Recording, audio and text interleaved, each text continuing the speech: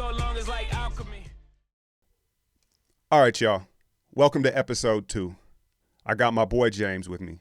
We're going to go over a few of the NBA subjects of the week and then just dive into some subjects we want to cover.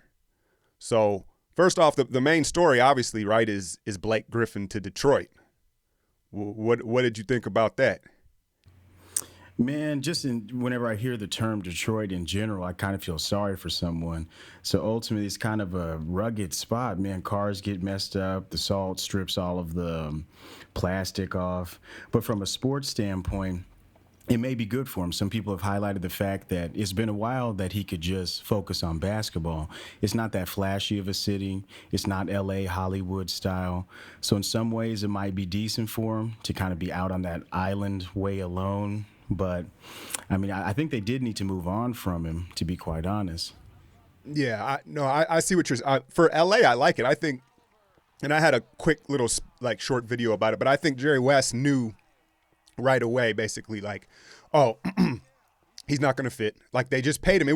The timing was really weird. They hired Jerry West as an assistant or a consultant, and then within 10 days, they gave Blake Griffin somewhere like $170 million. But here's the thing. Sorry, I'm choking on my coffee here.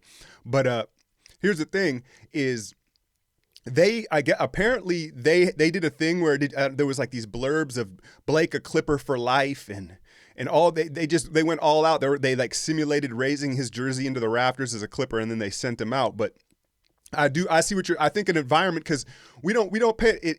People take on, especially a young guy, his whole career has been in LA, right? He kind of took on maybe the persona. He got a little too LA. Yeah, definitely was jumping over cars, always cheesing in the videos, just looking. I mean, he's already kind of a frat dude from what I can see with his mentality. And I think that it just kind of amplified. But once he really locks in, there was nights when he'd get you 28, 33, really play big whenever he's not injured. So, I mean, I'd like to see that again. I'm not necessarily the biggest Blake fan. He kind of reminds me of one of my homies. Every time I see him play, they look exactly the same. So I guess maybe there's some connection there, but I think it'll be a good trade for him, that they need to move on from him. Yeah. And right now, I mean, they've won 3 in a row. Detroit's won 3 in a row, and they're kind of in the honeymoon phase right now, obviously.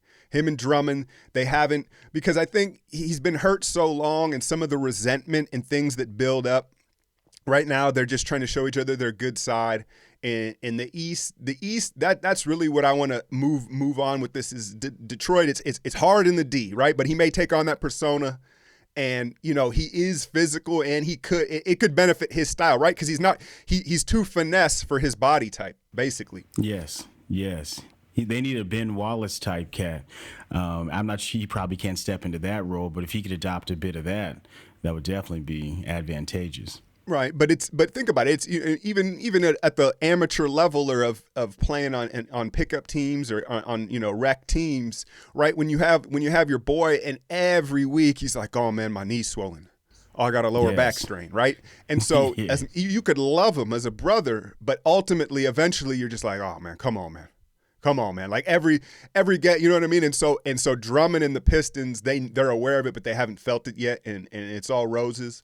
But the Eastern Conference is, I mean, there's 3 or 4 games separating the 4 seed from the 8 seed.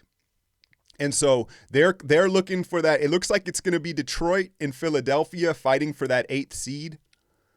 And I think they can get in, but Philadelphia, I don't know if you've seen much of Philadelphia play, but are you aware of, because there's some deciding factors. They both have great forwards. So you look at Drummond and Griffin, and then you look at Ben Simmons and Embiid. Embiid, I guess, is his center. But it's the guard play that's going to determine who gets in. Are you aware of what's going on with Markelle Fultz a little bit? Because it's kind of been on the back burner. No, let me know. So Fultz, and most NBA heads are kind of aware, right? So he's been out all year. And there was speculation so he had a hurt shoulder. He sprained his ankle in summer league, and he had a hurt shoulder. So he claimed, but they've handled it very badly. So his trainer said he hurt his shoulder, and the team was like, no, he's trying to change his shot. And literally, he played the first 4 games of the season, and then we haven't seen him since. The number 1 pick, mind you, and really would be that other guy that would secure them into the playoffs. But here's the rumors. The kid likes riding BMXs. And he's been quoted as saying, like, he hits half pipes, he does flips, he does wheelies. You see where I'm going with this? Yes, he's probably chipped himself up. Dude, and I'll put the footage to this. For those of you watching this on YouTube, I'll put some of the footage to it. It is this may be one of those stories that go down, like, where when kids are coming out of the draft, like, they tell the story of, oh, don't be Markel. Like, yeah, right. We can't watch everything. Don't be Markel, because from what I seen, it doesn't look fixable. Mm-hmm. Now, the other side is people are like, it's in his head. It's in his head. There's no structural damage. It's in his head. But shoulders are like we've had the least advancements in medical like science with his shoulders, right? Because like you can fix knees now and ankles, but shoulders, sometimes when they're fucked, and there's no real explanation. In his shit, I'm not buying it's in his head, or he wasn't really that shooter. Like, I saw enough of him at Washington. I've just seen enough jump shots from him to be like, no, something, that dude landed on his head. He probably got up hella quick and pretended like it was all good. Yeah, you feel that snap around the middle section right there. It's definitely all bad. Or if it rotates forwards, there's been plenty of shooters who've definitely gotten off their game, messing up that shoulder. Yeah, and so and the visual will do it justice. But yeah, he basically can't raise his shoulder up past his chin, and so like dude, I feel bad. It's not in Philly, the curse, man, the curse of the process. But yeah, so just moving around the subjects of the NBA right now, you've got Detroit hot, right?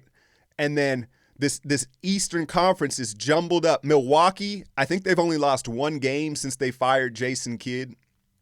And yeah, and so, but there's a psychology behind it where there's like a recharge, a refresh, right? When someone comes in or someone comes out. Yes, you even saw that with the Wax Suns. I mean, when they went through, I think it was a year ago, they went through like 3 different people, and there was that short clip of Upward Stroke where they kind of did keep drafting that momentum. Oh, change, something new, because somebody can come in with that rah-rah type stuff and really hype people up. And if you're an athlete, and that's what a coach kind of does, plays on your emotions. There's going to be changes, this, that, and the other. So I think you're right. Whenever you see that quick fix right there, someone new comes in, whether it's a teammate or a new administration, it can help even at your job. You know what I'm saying? Like, you had a whack boss. They tell you this new person's going to be whatever. That honeymoon period you're reflecting back to, it might be something like that. Right. And I was watching, I think it's Jordan Peterson. There's this dude, one of these YouTube guru doctor guys, and he was talking about, and he was going over the golden ratio in a relationship of 5 to 1. Nice. Right? And for every negative, you need 5 positives. Mm-hmm. And I was like, okay, that makes sense, right? You have to have a balance. But then he goes on to explain, like, if you have all positives, that doesn't work either. Then there's no conflict. Mm-hmm. And so what I think's going on right now, and I know Warrior fans, a lot of them are at me like, and some of the youngsters too that haven't lived through a lot of seasons, they're like, oh, I can't believe, the Warriors look bad, Houston's invincible, and you're seeing, and this is every year you're seeing where some of the more veteran teams, powerhouse teams, they take L's right now, and you see younger teams and some teams they spurt up. What I think is happening sometimes is they're creating corrective feedback. Like, it's just human nature where if it's just all good all the time, you naturally need some pushback. And if you're not getting it, you got to create it. Yes. Mm-hmm. It is best whenever it's organic, but sometimes you do need to recreate it. That's why you have the Jordans, the Kobes, the chip on the shoulder type player. Yeah, and I think that's why that new administration can definitely inspire people to kind of do that, because you reformat the vision. I think a person comes in with a different vision statement, and that's very similar to realigning with the objective. And that's what you want to do as an athlete, right? Realign with the objective. So hopefully, but you need it to be sustained. And these younger cats do kind of peak a little bit early. So I tend not to get too emotional with it. I try not to say, oh, it's over or whatever it might be, but it sometimes looks like it though. Right. But it's got to be at the critical time. Right. I think And I mean, you know how you hear in like football, what are the coaches in the NFL? They break it into quarters, right? 4 quarters of not the game, but like the season. They evaluate. There's like 4 games, and they quarter them off, and they reevaluate. And if you did it with the NBA, you say take 10 games, and there's 8 sections of, you know, like an octa or what, I don't know the terminology of it, but you're right. It's 8 sections of 10 games would be essentially the 82 games, and you just see these spurts, and you have these teams like the Jazz, Detroit, and Miami's on a down slump, right? They were out to prove, and so I think every 10 games you kind of have to take it in a vacuum a little bit, and there's just these different slumps. But moving forward with the trade deadline and all this talk, there's all these hypotheticals. What I really see is the East is so much more interesting right now with what's happening with Cleveland and all these teams jumbled up. I think most of the trades I think you're going to see the players that get moved to the East, because there's going to be all this jostling, where in the West, the contenders, Houston, San Antonio, Golden State, they're kind of set in stone. They don't have a lot of assets to acquire anybody. It would be like something marginal. But Boston has a lot of assets, man, and they're kind of, as a Warriors fan, I'm a little nervous to what they could pull off and get somebody along Kyrie. Kyrie's been out, and they're winning without Kyrie. So I heard this argument, and I hadn't really thought of this. Like, Kyrie's amazing, and he's doing this, and he's proving the doubters wrong. But at the same time, Isaiah Thomas looked amazing on this Boston team last year, which you could argue was a lesser roster. Very true. Which would kind of indicate that it's more of an organizational thing. Danny Ainge, I think we should go back and review some of his style of play. Like, he was a gritty dude, much better than Stockton and a lot of those other cats, McHale or whatever. I'm a big Danny Ainge fan. And people were kind of getting on him, I believe, 2.5 to 3 years ago. Why are you stockpiling all these picks? You got to move now. You got to do this and that. And it's just amazing, those forward thinkers, how they can kind of look down the pipeline. And I think that this is some of his plan coming to fruition. They are looking pretty nice, man. Yeah, so I'm a little worried about what they could do, and then possibly, and this is again from a Warriors fan's perspective, if OKC, you got Denver. Denver is like storming the gates, man. If Denver makes a move, they're talking about getting Marcus Smart, OKC's like lost 4 or 5 in a row. Now there's a huge game tonight against Golden State, and I think this is going to be a real indicator for them if they're going to make a move. I think they like having this game right before the trade deadline to see, like, well, because they lost Roberson. He had a nasty fall in Detroit, and so they're down a guard, and we'll see what happens, man. But we're gonna, with this podcast, obviously we're figuring things out and feeling it out as we go, but we want to jump into different subjects and different things that we want to talk about throughout the sports world and just life in general, right? So moving on from that, and kind of carrying through with the whole Kyrie thing, I've spoken on this several times, and he's impressed me. But I liked that argument about the Boston system.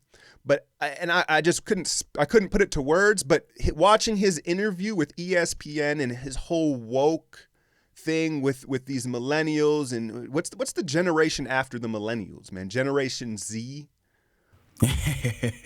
No, I think they've already been a Generation Z. There's been X, Y, Z, millennials. Yeah, I think Generation, I could be wrong, but yeah, it's something about the 90s. I think Generation Z was in the 90s. Because we stated this, right? We're basically the same age, knocking on 35 years old, man. And so I'm proud. I feel good, man. I feel good. But I was looking it up because we fall right in between. I don't really consider myself a millennial. And I found the terminology exennial, which falls between kind of Generation X and millennial. Mm-hmm. And so I believe it. I think the category was like born between 79 and 83, right? Because we were adults when social media hit, basically. Yes. And a lot of the younger millennials grew up with it, and that's a significant difference. Yes, it is. Very significant. Because even with a lot of social media and things like that, teaching 7th and 8th grade, the cats were just basically up on it already. And I would have to ask a kid like, yo, what's this? What's that? So yeah, I didn't necessarily grow up with social media. And I'm kind of thankful in some ways because it's excellent to have information, but I think it's information overload from a social standpoint. It kind of puts you in these tangents to where you kind of, I don't know, there's some benefits to it. I'm not trying to talk down on it, but there's some aspects of too much social media, especially with that woke concept. I think it doesn't give people an opportunity to make mistakes.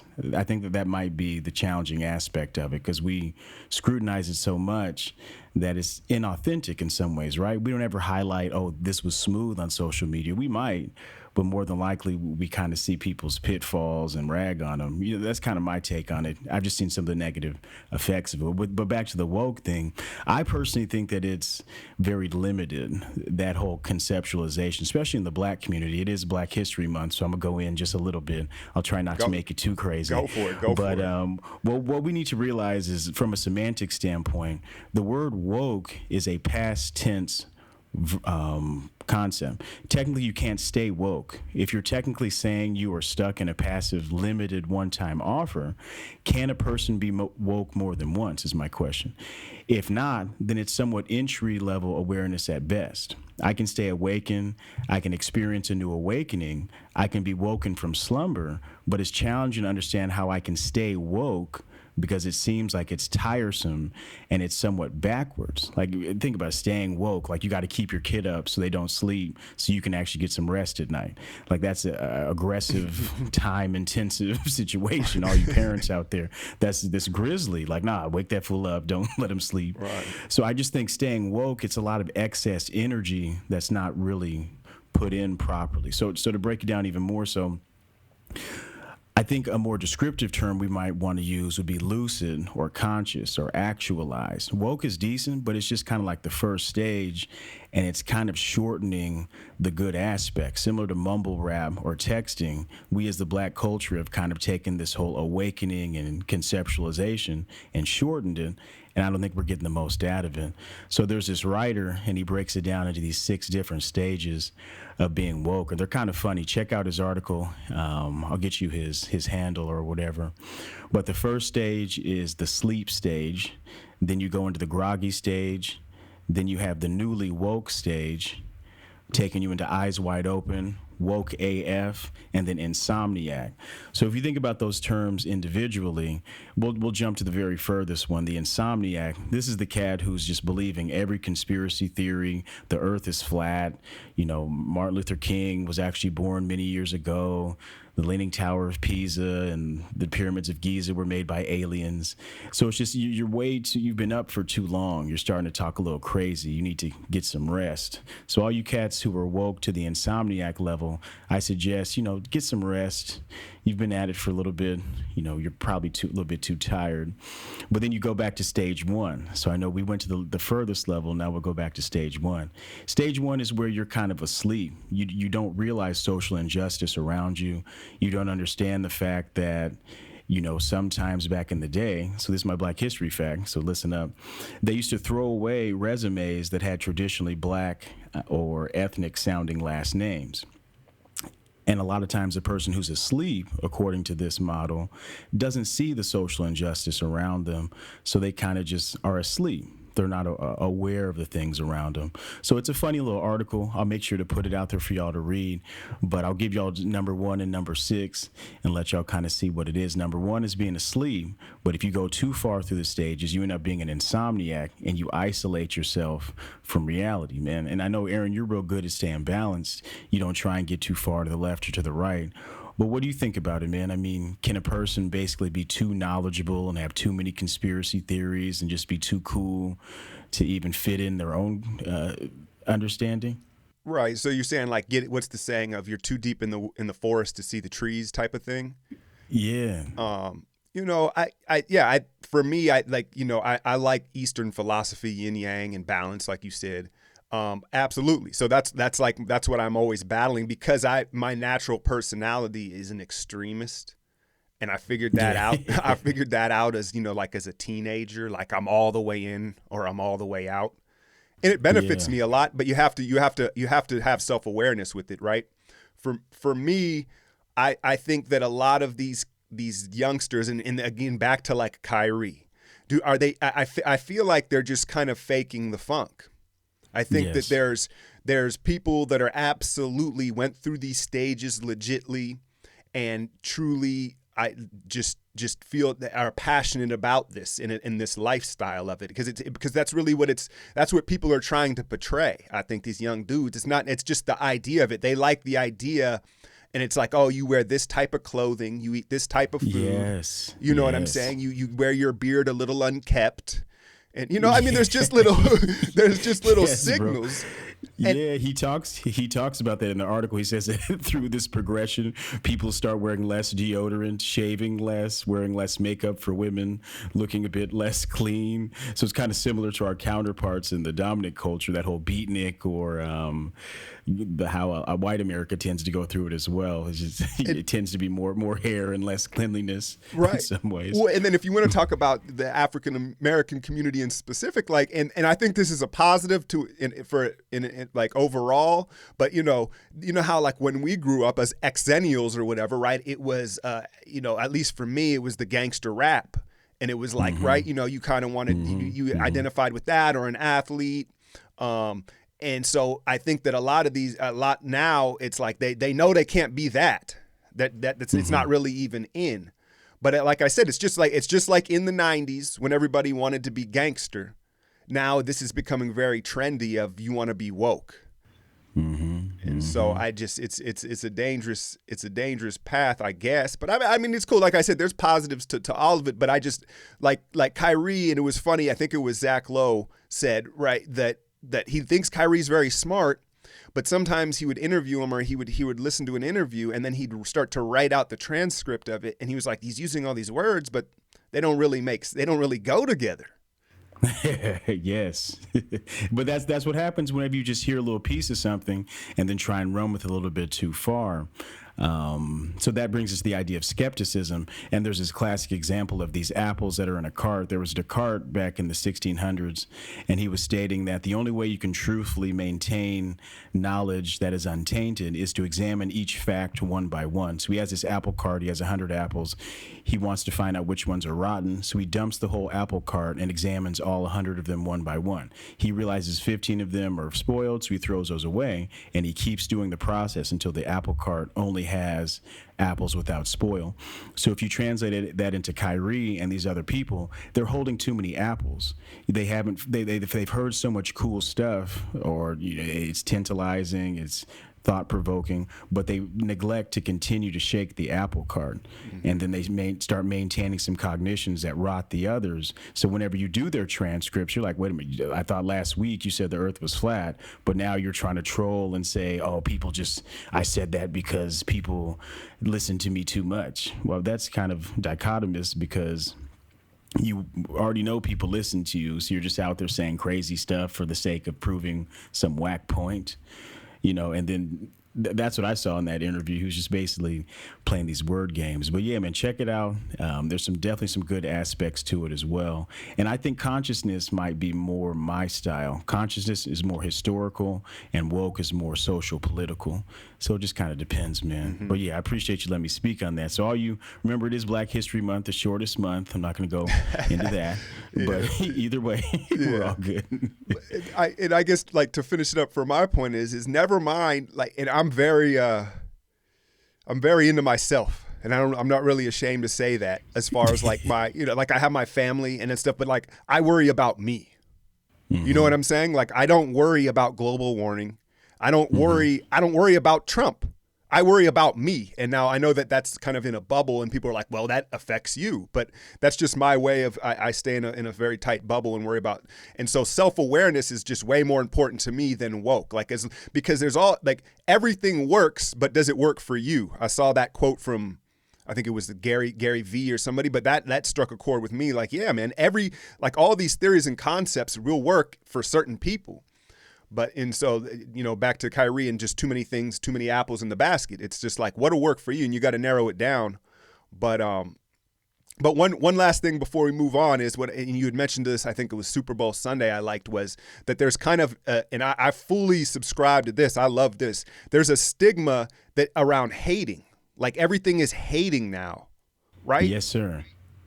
Yeah, so it's ultimately skepticism. And there's people like Kierkegaard, Soren Kierkegaard, and other individuals. So when you look at skepticism, the way people explain it is the movie The Matrix. I mean, it's kind of a lame example, but it's one people can grasp onto, where you take the red pill, you take the blue pill, and there's this thing called the 5-minute summation, where what if the world was created 5 minutes ago and the ultimate creator implanted all of these images and thoughts to make you believe as though the world has been going even longer. So someone made this assertion or assumption, and since it can't be disproven, it kind of maintained for many years, and philosophers go back to this 5-minute theory. And it talks about how in skepticism, it's just the belief that you're not going to maintain everything as truth. You're willing to investigate, and you don't believe all that is said to be true or appears to be true is accurate. So we need to stop calling everybody haters or you're this and that.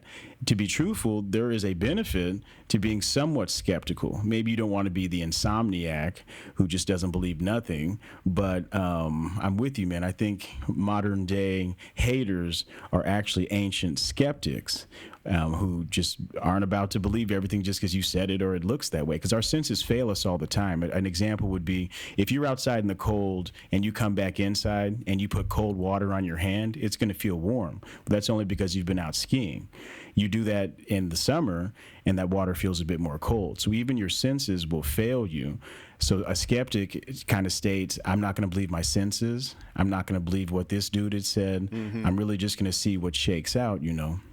Right, and that's where I think we're seeing, especially like it's on social media, is where it's rampant. Like you don't want to question anything because then you're a hater, and so that's why people are getting away with all this. I don't know, man. Anyway, I don't want to go on my old man rant, but I like that. I like that concept. Let's go back into basketball. I know this is a basketball podcast or a sports podcast, but we're gonna continue to dive into the psychology and other cultural topics. But back to the Eastern Conference, and one of the stories that's kind of going under the radar is the Washington Wizards. Now, maybe 10 days ago, I'm the exact time scale, but they announced John Wall was out 6 to 8 weeks with knee surgery. And they have proceeded to rattle off 5 wins in a row, right? And I believe we even covered a little bit of this in the last pod, but before they hadn't gone on quite this winning streak yet. It was like, there's the Ewing effect as far as like when you lose a star, and for a little bit of time, everybody elevates their game, but it doesn't look like that's the case. It looks like they're a better team without John Wall. And now speculation is really growing that, Wall he's just not, the guys don't like him. We covered it with the Berea thing, right? And the truths. And so, it's just going to be interesting now. Without the knee surgery, Beal looks like the lead guard. And what do you do with his max contract? Now, to me, from a basketball and like a coaching training perspective, Wall's carrying a lot of extra weight. If you look at him when he came out of Kentucky, and he was built more like Westbrook. And now he's kind of hefty, man. He's kind of hefty, and that's not helping the knees. Mm-hmm. Yeah, I'm looking at his picture right now. There has been definitely a transition because his shoulders used to be a little bit more sleek, midsection was a little bit tighter. Now he's kind of got the puffier face. Yeah, I'm willing to guess he's 20 pounds 20 pounds heavier than he was in his first few seasons in the league, and it's funny too. I think that there is a trend if you look at elite athletes, for the most part, they have a harder time staying disciplined in other areas of being a pro. So mm-hmm. like Wall, his nutrition and some of the extra things that's what makes LeBron so special, right? Because not only is he elite physically, and you see a guy like Westbrook who does all the right things, but then they do all the right things nutritionally and in the hyperbaric chambers. And I think Wall like I said, I think it's a trend throughout the history of sports where these genetic freaks, because Wall was that, he's not it anymore. They've leaned on it their whole life. They've never had to have discipline. They've never had to have a nutritionist and take mm-hmm. care of their bodies like that, like Sean Kemp. Or yes. Or who's that one dude who used to play for the Bucks? Got real big, excellent shooting threes. Glenn. Big dog? Yeah, man. Right. And he was just a bucket getter. The Carmelo before Carmelo. But I've just noticed that a trend and not like there's there's outliers to it, and they usually become the all-time greats or Hall of Fame players. But a lot of the guys that are super bouncy, super athletically gifted, like let's take an Andrew Wiggins right now. Now, he's like 23, 24 years old, so he hasn't had to deal with it yet. But once he's been, put some more mileage on his legs and on his body, and he's in his late 20s, we'll see if he has that discipline. Because right now, I guarantee you, he can eat Big Macs and pizza and stay up till 2 in the morning, right? Skittles, and all that Sour Patch Kids, all that candy, yeah.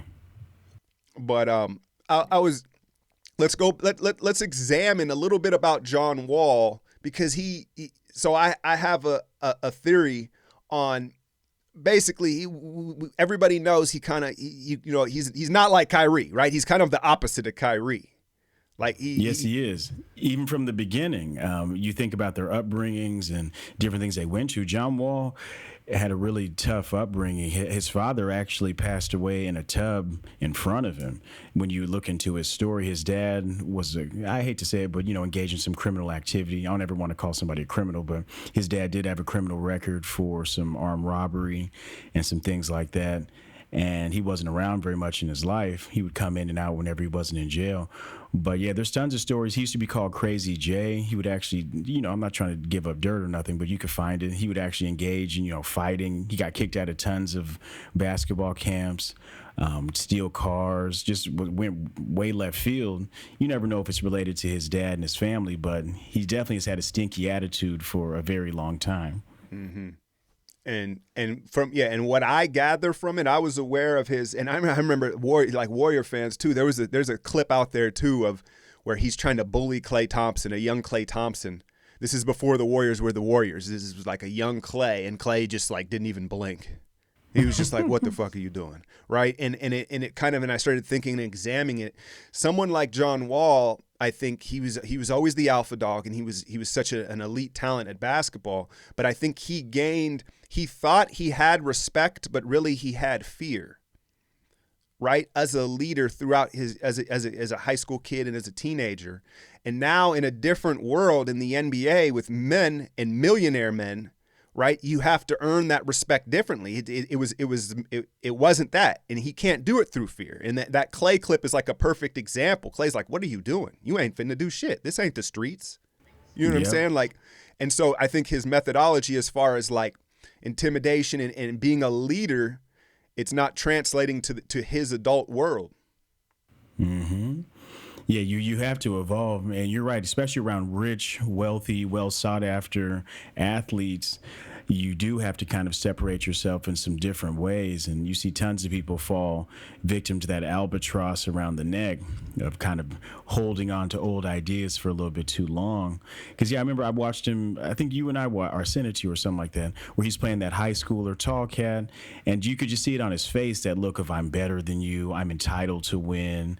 Just you can see it in his face, and that doesn't always help a person to get to that next level. Right. Yeah. He may need to be humbled. I'm very intrigued with what's going to happen in this, just the Eastern Conference, the standings, and what Washington is going to do there. They're rumored to DeAndre Jordan. And if they're going to go make a move, but they're passing the ball, Bradley Beal looks like he could be the lead guard. In today's NBA, you don't necessarily need a point guard. You need a lead guard. And sometimes when you have, that's what we're figuring out. And that's why I didn't think Houston was going to work as well as they did. But some of these guys that are so ball dominant, it really hurts the rest of the team, because if you look at the way that players are being developed now, they're being developed to have all these tools, right? Where your forwards and your centers, if you even want to call them centers anymore, can handle the ball and pass, right? Remember Chris Webber was like a freak of nature because he could pass and dribble. And so now they're all being developed that way, but you're not, if you have a ball dominant lead guard like John Wall, then all of these, you're not getting that in return when you're paying these guys. So all of a sudden Otto Porter's looking really nice. Kelly Oubre starting to create for others. And it's an interesting predicament moving forward. Let's see here. What else? Man, what did you think about Aaron Gordon? They were stating, he's got decent stats, 18.4 per night, some assists here and there. Think he'll stay down in Orlando? The Bay Area's finest. He's a Bay boy, man, and he impressed the fuck out of me. So first off, I was high on him coming out of U of A. You think it's because his name's Aaron? Hey man, you keep exposing my government on the podcast. It's alchemy. It's alchemy. But I don't even care, man. It's like with the internet, people can search up whatever they want. I'm not hiding shit. But so I was initially very high on him, watching him at U of A, and I was like, oh, he's an elite athlete, and I liked his basketball IQ. I just liked his basketball character, and it took him too long in Orlando. Orlando is like, who is it that doesn't want to come out to Cleveland? I don't want to go as far as calling them the Cleveland Browns, but I'm a firm believer in like where you get drafted can really affect your development, right? And I've said this before. Kawhi Leonard probably looks a lot more like Andrew Wiggins if he's drafted by Minnesota than San Antonio, but.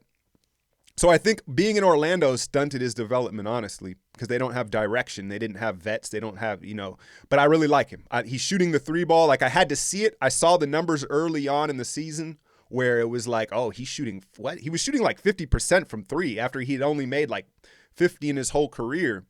And then I saw the Warriors play him, and I caught a couple games on League Pass, and I was like, my God, he's really shooting the 3. Like, to my eyes, 50% didn't look sustainable, but it looks like he really can shoot the 3. Now, off the dribble's a little suspect, but he doesn't need to shoot it off the dribble. I think it was someone put it out there the other day, but that might be who Cleveland. If Cleveland's gonna make a move, that's who I'd go get. Think so? Yeah, because he's interchangeable. That's the most intriguing part of Aaron Gordon is that he can guard basically 1 through 5. He can switch on to anybody, and then now that he can spread the floor, before this season, it was like, all right, you just gap him, and he can't shoot the ball. And he put in work, man. He put in work now where he can spread the floor and defend. He's not probably the rebounder you'd want, being the athlete that he is, or the rim protector, because I mean he can jump out of the gym, so he doesn't have that yet. But man. It's one of those things where Orlando, why would you trade him? Because they don't want to pay him $20 million a year. What else do you got? They're not going to bring a free agent. Tracy McGrady's not coming to Orlando. Well, he's only 48 or something. Yeah. Sure, he could make it happen. Talk about salty though. Both Paul Pierce and McGrady on the countdown, man. They just have so many agendas, and I can't blame them. I'm sure I would too, but. They're very, very big skeptics. Right. Yes. Yeah. I don't want to call them haters, but I'm just saying I think that they're not far enough removed from playing to where they have grudges against guys in teams and stuff.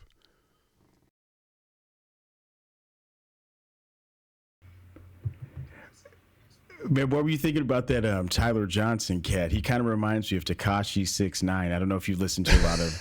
I don't even know. I've seen that dude's name everywhere. I don't know how to pronounce it. That was the first time I've heard it pronounced. How do you say it? I guess Tekashi 6ix9ine or whatever. Like I guess he has 6ix9ine tattooed on him over 120 times or something like that. He looks like freaking like a cartoon spoof of a rapper. Yeah, like some Powder Puff Girls or something. Yeah, like some shit you'd see on Saturday Night Live where they were like. Yeah, but it's funny though because you were telling me about that cat Tyler Johnson, his transformation. Because same thing with Tekashi. You look back at some of his photos, he looks like a clean cut, traditional cat, just a regular dude. And then now he's looking just very live, and everybody can look how they want to, but that's very excessive for my taste. Yeah, so your environment definitely does shape how you're looking. And with Tyler Johnson, you're talking about his chipped grill. Yeah. And so Tyler Johnson grew up in the Bay Area. Again, I'm hyper aware of Bay Area products and sports. And the story goes, because the Warriors telecast points it out every time we play the Heat, that he went to Warriors basketball camp, and they have a photo of him, and it's like Warriors own, like he made it to the NBA. And I seen him, I was like, okay. First he was caught up. I think he got out of the D League, now G League, and then he got a 10-day, and then ultimately he worked himself into. He's a legit NBA player. I like him, and he eventually got Pat Riley paid him $50-60 million. So he got paid. And then now I've just seen him like this season and even a little bit last season. I was like, dang, this dude, like, because usually when guys get paid, you know, they start rocking the ice and they fix their teeth, right? You know what I'm saying? Like, it usually goes the other way. And he just looks bummier and bummier the more success he has. Mm-hmm. And so it got me to thinking, like you were saying, like we all have to adapt. It was funny because when I started working at the group home, and I was, you know, and I'm dealing with, you know, 15, 16-year-old kids who have problems, you know, following structure and following, you know, someone's lead. And I noticed, like, through the first year there, I grew this big black beard. You know what I mean? And I think it was kind of like an authoritarian beard. Mm-hmm. And it wasn't in my conscious mind, but, you know, in hindsight, thinking of it. And I think Tyler Johnson, like, how are you not fixing up your big chip tooth? He's got like an Amish beard going on. And then like he does this like bed head thing, and it's like almost to like appear like his hair's a little curly. Like he might have a little, you know what I'm saying? He might have a little soul in him. And yeah, man, he's a nice player. He had a scary like knee injury a couple of weeks ago, but yeah, I just thought that was funny in that concept. Yeah, man, kind of interesting too. I know you love this story. When we go back to that Tekashi cat, I guess he became an internet sensation because he would wear crazy clothes and post different things about himself. And he actually said he got into rapping because people said he looked cool, which that's a different discussion. But anyways, I guess he was so poor. He lived in Brooklyn, predominantly in a, you know, black neighborhood. And he actually had to dig up some old kicks out of the trash can. And I remember you had told me a story of a homie that you knew who was always wearing the same kicks and eventually got some new ones, and then somebody else went through and copped them. So Tekashi has a story somewhat similar to that, where he was just real bad situation, always the same. And I guess that's why he stated that he dresses so live and flamboyant, is because once he grew up, he didn't have nothing. So I can understand that. I always try and see why people do what they do, but I just still think that it's a bit much. The new money. He's got that new money. But yeah, he's completely, like I said, I've never heard him speak. I've never heard his name said vocally. I've seen like just memes and like pictures, right? Because he doesn't have like pink dreads and shit. Like, yeah, Skittles teeth. Yeah, so it's just solely based on a look, and that's just the society we live in today. But yeah, the homie that pulled. so how do I go? I mean, it doesn't matter really. I don't know. I'm sure I have a couple people that listen to this from my childhood, but you know, our boy, he had. He was in a tough situation where he had to wear they were like some Cortez. I don't know if they were the exact Cortez, but some old Nikes he wore for a school year and a half. And the shits were holy and bummy. They stunk too. Like after PE or lunch, like it was like he had to put them out the class. Mm-hmm. And so someone else's parent hooked him up finally with some like fresh J's. Like, and he was so happy. And it was one of those, everybody was happy for him, and it was just a dope moment, right? And he had him out, and he was just like dusting them off, and everybody. And he was also he was the Debo of the school, so like no one wanted like any of that smoke with him as far as physical confrontations. So everybody was trying not to skid on his new shoes, right? Like it was like, oh, he got them new kicks. But anyway, he chucks those things in the garbage can by the locker room. The lockers are outside. And the next day, the janitor has his old shoes on, and it was just I just couldn't breathe. Like I couldn't breathe. Like I needed, like it was like an ab workout. I couldn't breathe. I think I had bubbles coming out the nose, like because it was like they were like the most like they needed to be burnt. Like we ceremonially like threw them in the dumpster, and. It's funny. And the janitor was rocking them, and hey man, he was like, hey, I can mess these up all I want, but I mean they were like barely like you know how your stores say no shoes, no service? Yeah, like right. You may get called out of a store because it technically at that point I don't know if they were shoes, but dang. But yeah, I had seen that within that story. I knew that you would like that. It's just real funny.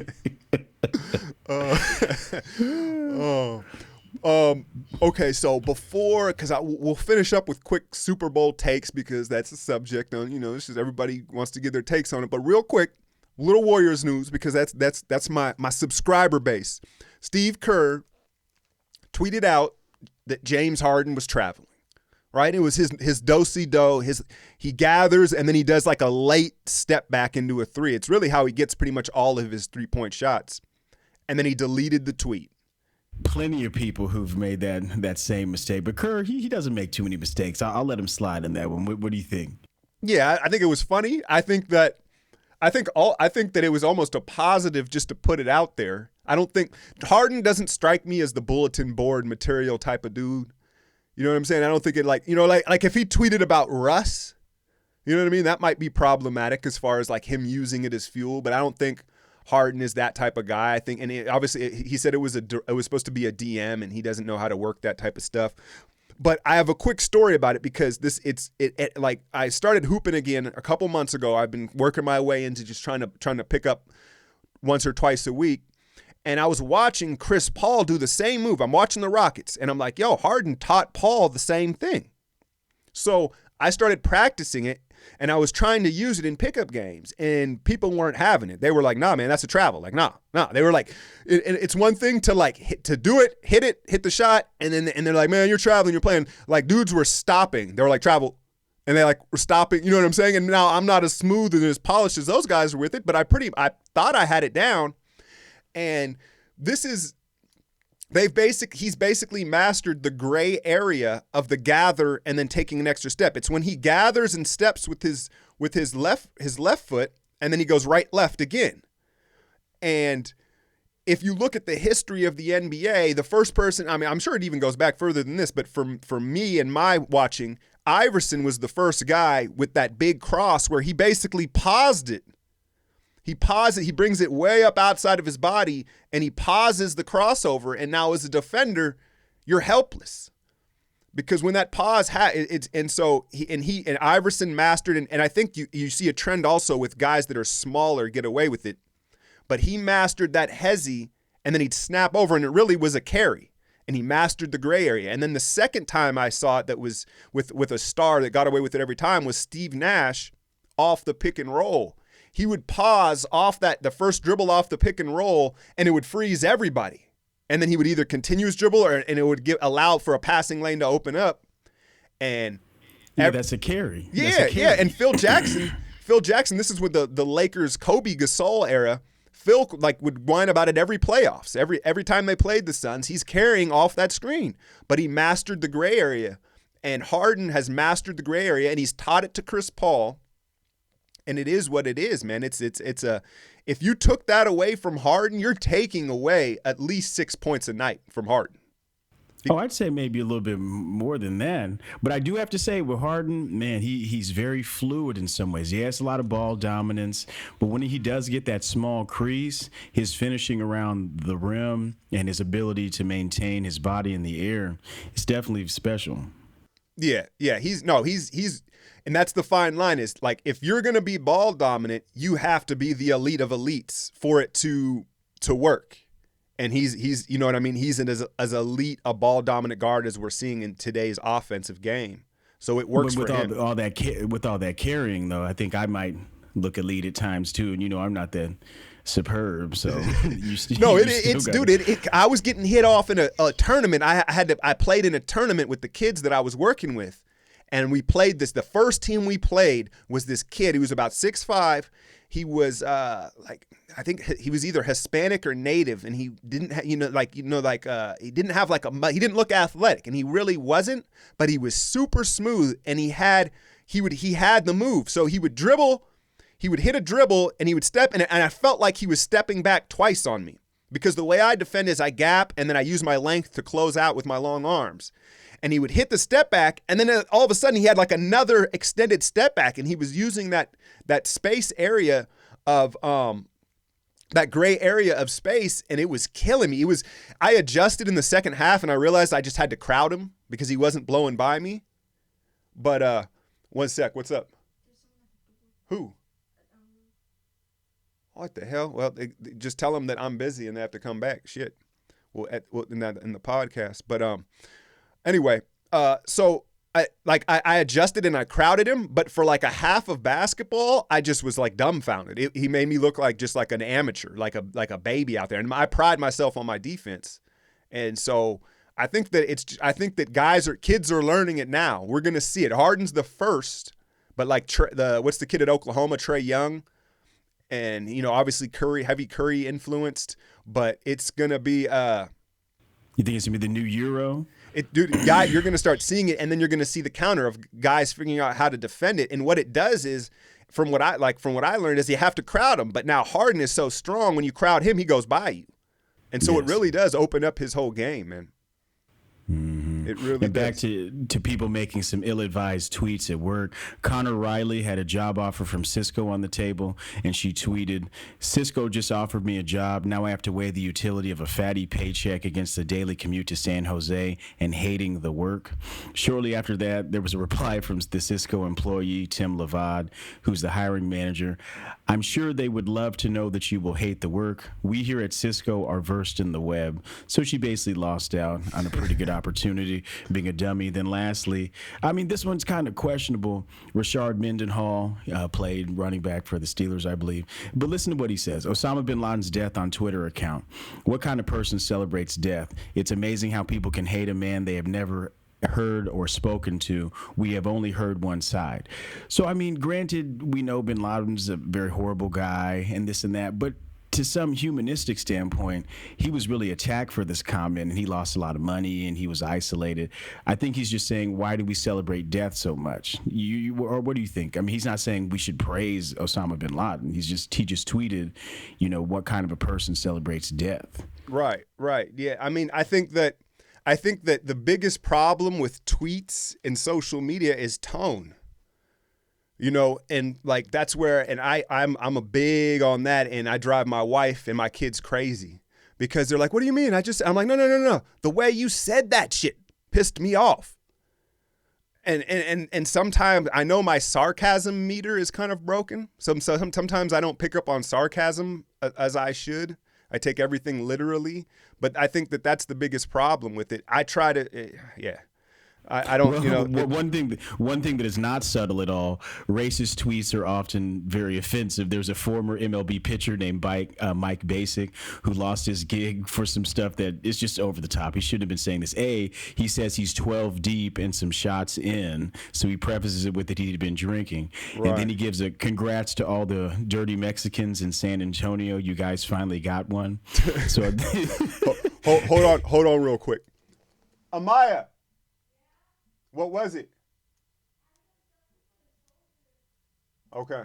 I just wanted to make sure because she had to answer the door, and I want to make sure she was still here. I hear a dog barking and shit. I was about to have to go use the machete on some niggas. Right. And then he leads in with, "If I get cancer and I'm going to die, I'm going to blow up the NBA offices." So I don't know what he has against the NBA, but that's what he tweeted. "If I have cancer and I'm going to die, I will blow up the NBA offices." He probably took some bad losses in Vegas, man. I don't know, man. Again, I stay in my bubble. Things don't really offend me. We've talked about this. I don't want to jump down this rabbit hole, but excuse me, goddamn, morning coffee burps, that's just foul, Alchemy. But it's like Donald Sterling and like those type of things. Like it doesn't really bother me. I'm not surprised. I'm just like okay. Like now, if you say some shit to me in my face, in my family, then I'm gonna throw hands. Like I'm willing to throw hands. But and that's like at 34 years old. Like I've told like the kids I've worked with, I'm like, look, if there's a certain line, if you're gonna say something, about the fam that crosses the line, like at a certain point you have to throw hands. That's just how I see it. I know I'm going off on things, but if that, but anyway, yeah, I don't know, man. That stuff doesn't shock or bother me.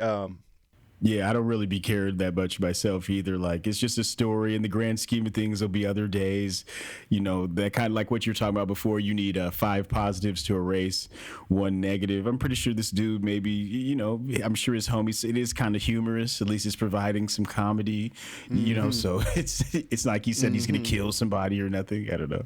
Right. And his whole thing is right to get people upset. Like who scours the internet looking to get upset at this? You know what I'm saying? Like, I mean, if you were, it like context is everything. So if you know what I mean, if you're someone important in a position of power, then yes, then things have to be looked at. But if you're just some random on the internet, I don't give a fuck. That's, you know. But when you're talking about who scours the internet to get upset, these people about that halftime show at the Super Bowl, I guess the sound in the Super Bowl wasn't that great. But you're in a stadium. The sound's never good in a stadium. You could go to a Metallica concert. You could go to a Marvin Gaye, James Brown, whatever. Stadium concerts tend not to produce the best sound. So some people were saying that they didn't like the sound in the stadium. But I would have to say, as a production on the TV, I'd give it a B+, A-. Mm-hmm. I mean, I'm not necessarily a huge Justin Timberlake fan. He's a great vocalist, plays tons of instruments, very talented dancer, performer, and it was good. You got to hear all of his tracks. It was a little CD performance. You saw maybe 7 or 8 songs he did. They integrated some different styles, but there were some people that thought it was suggestive. There was nothing suggestive about man. There wasn't no titty coming out. There wasn't no titty coming out, man. But you do hear the I guess him and Prince had beef. Prince be beefing with a lot of people, man, because we're talking about him and Michael Jackson, and trying to run Michael Jackson over, according to Quincy Jones. But I guess so here's where it stems from. When Justin Timberlake released "Bringing Sexy Back," Prince was like, "It ain't ever left, bitch." And then I guess Justin said some fly shit on a couple songs, some subliminals. We got R&B beef, we got pop beef, and then I guess there was an award show where Justin was on the mic, and then he called, and then Prince was coming out after he introduced Prince for something, and he lowered the mic like down to his waist. Oh no! And So that's where people were like, yo, you can't do that. Like, you can't use this fool. He didn't even like your ass. You know what I'm saying? And so people didn't like that. And he already has to fight the whole culture vulture stigma of being a white R&B singer. So, Mm-hmm. But I heard one thing about Timberlake, that he's actually a pretty good scratch golfer as well. It's kind of interesting. I know you like Steph's golf game too, but I think that says a lot about a person. I guess he's not PGA Tour level, but he's actually a pretty decent golfer too. It's kind of crazy. The different. Yeah, I liked the Super Bowl. It was definitely very smooth. I thought it was a good production. I think it was good for the NFL. I'm glad they didn't overturn that stuff. And it was funny, once I drove home, I really felt like all was right with the world. And even the day after work, everyone seemed cheery and chipper. It just was kind of like the opposite of after Trump won. Right. The whole world, except for like the smallest region in the country, was for Philadelphia.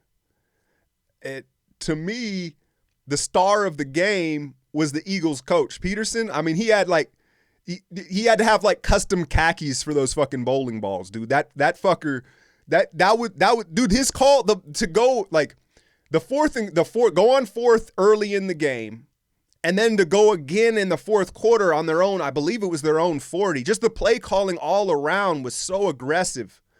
And remember, I brought it up because we watched the game together.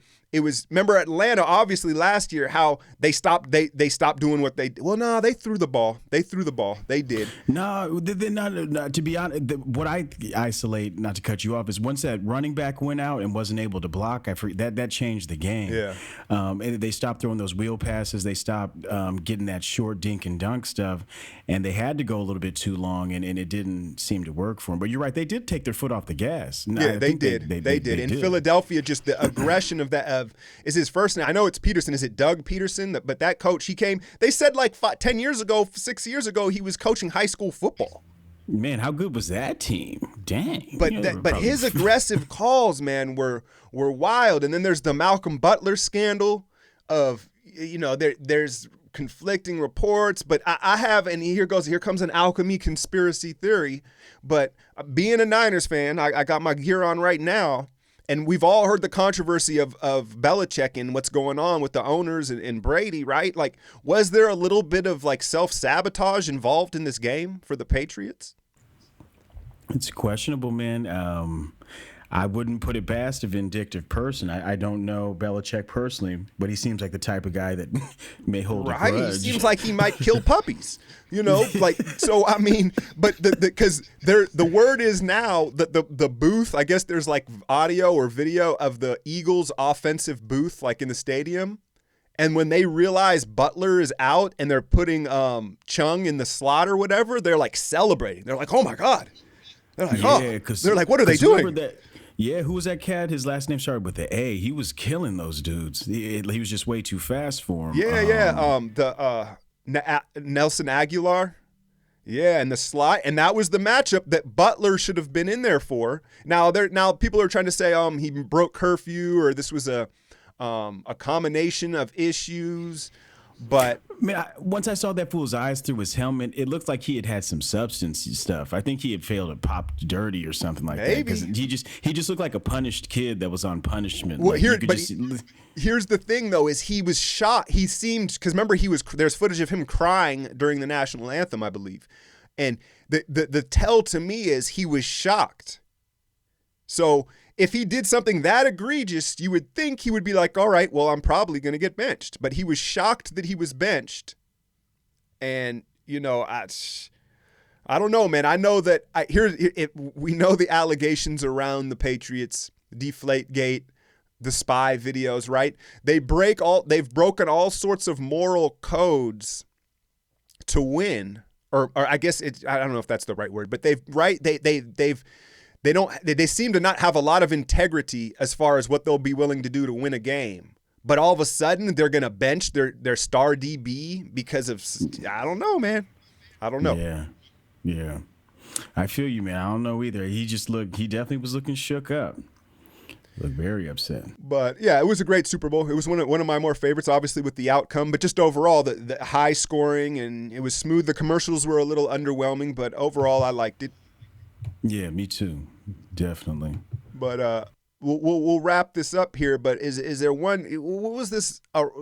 Weird sports. This is a segment we're going to start to dive into here, as far as just sports that are not really known. Yeah, man, definitely. Weird sports. Try and bring one each week or each time we meet.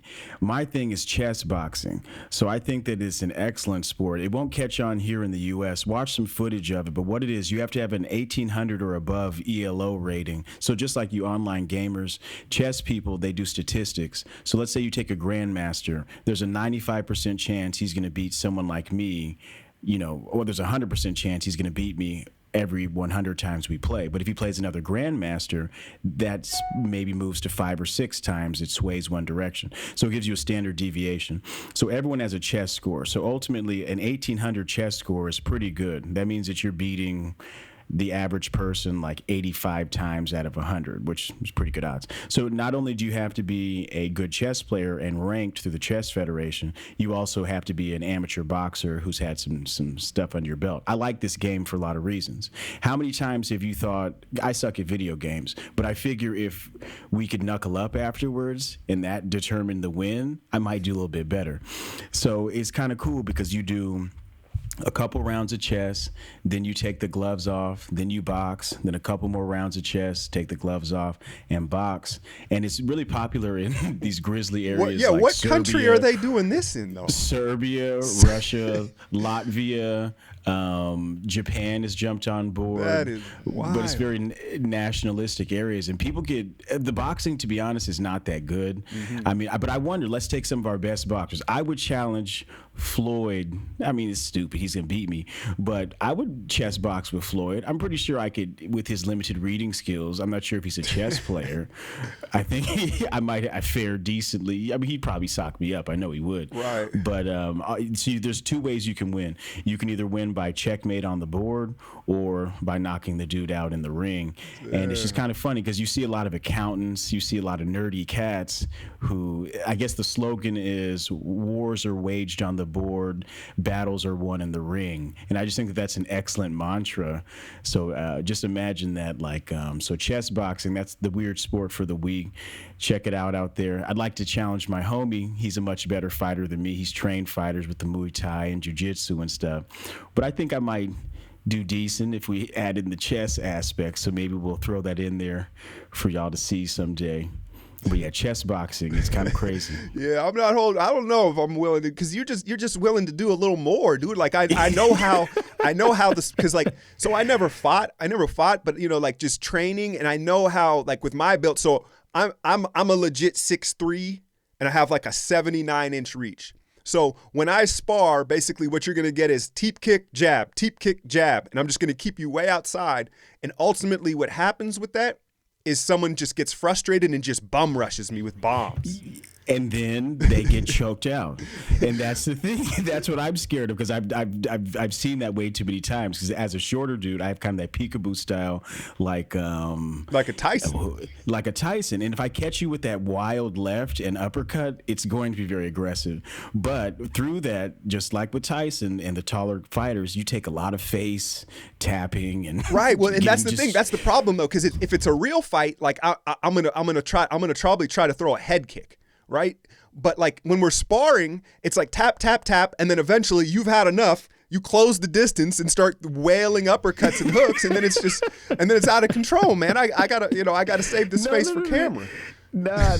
We're gonna spar. I'm not gonna. We're just gonna. That's how it always starts. Nah, but we'll see. We'll investigate. I know you got to get a win in one of these sports endeavors we play. All right, then. Yeah, man. But yeah, we'll set up the board. We'll play a little chess, hang out.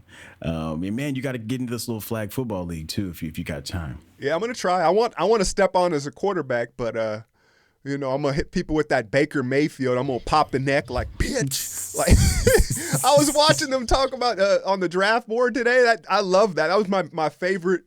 I think sideline clip of the season of football was that it was the way he rattled his neck. It was like, bitch, eat these nuts. Like